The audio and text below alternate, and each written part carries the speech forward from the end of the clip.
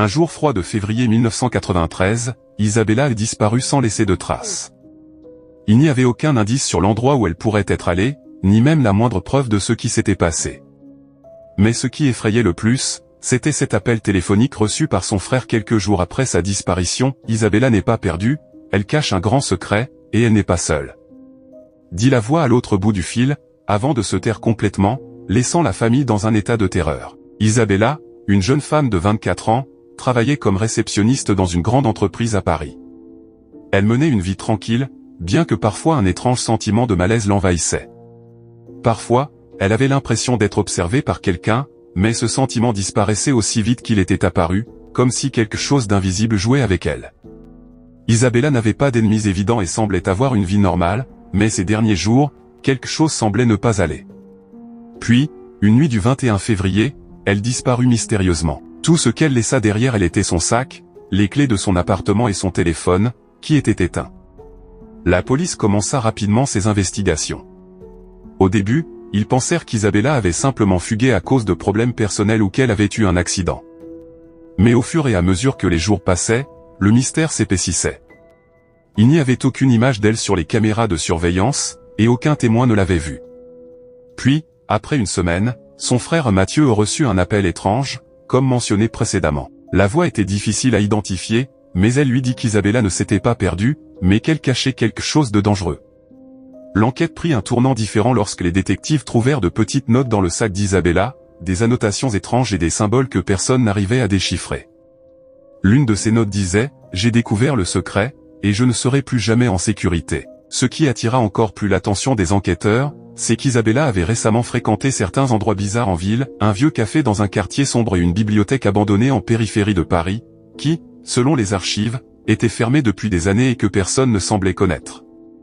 Ces endroits étaient-ils liés à sa disparition? Ou y avait-il quelqu'un qui la forçait à s'y rendre?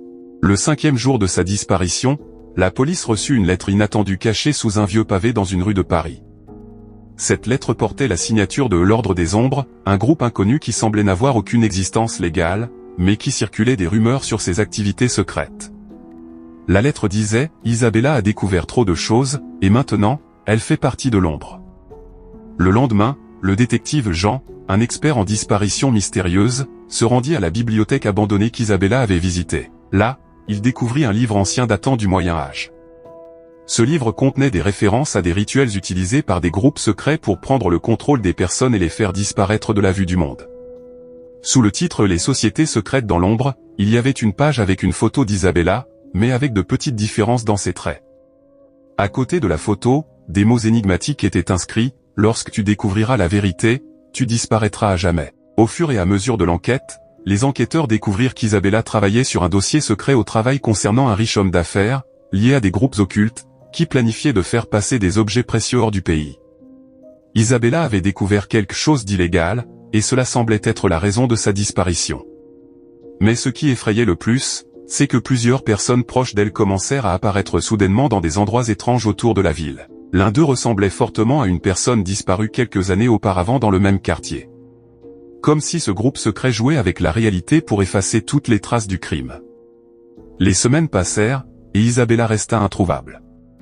Finalement, l'enquête fut fermée officiellement faute de preuves. Mais certains enquêteurs n'ont jamais pu oublier cette histoire. Puis, en 1995, un corps sans identité fut retrouvé au fond de la Seine. Le corps ne portait aucune marque d'identité, mais à côté du corps, une vieille montre fut retrouvée. C'était la même montre qu'Isabella portait le jour de sa disparition. Cependant, avant que l'affaire ne soit classée définitivement, un courrier étrange arriva au bureau des enquêteurs, contenant une photo récente d'Isabella, sur laquelle étaient inscrites les mots « Je suis ici, mais vous ne me trouverez jamais ».